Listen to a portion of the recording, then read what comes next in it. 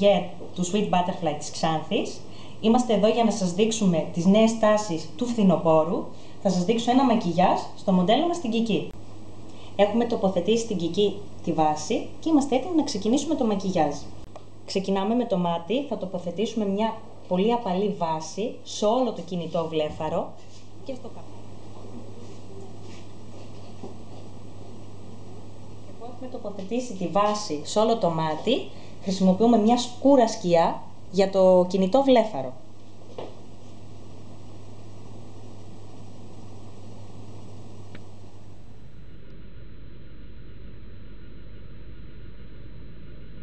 Για να τελειώσουμε το πρωινό μας μακιγιάζ στα μάτια, τοποθετούμε τη μάσκαρα.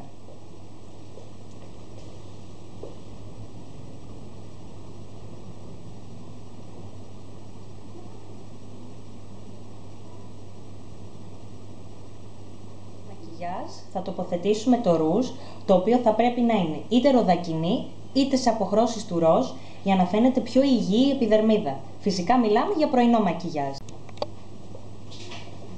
Για να ολοκληρώσουμε το πρωινό μας μακιγιάζ, θα τοποθετήσουμε ένα lip gloss.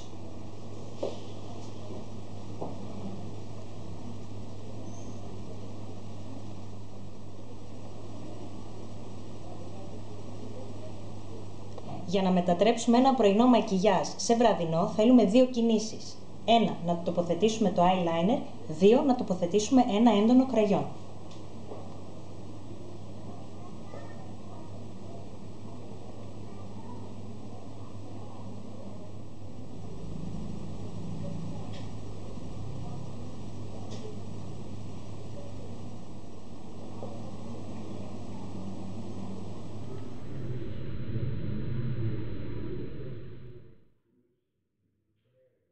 Θα θέλαμε να σας ενημερώσουμε ότι κάθε Παρασκευή απόγευμα κάνουμε δωρεάν μακιγιάζ. Όσες ενδιαφέρονται μπορούν να μας βρουν στο τηλέφωνο 2541 0 67 069. Θα χαρούμε πολύ να σας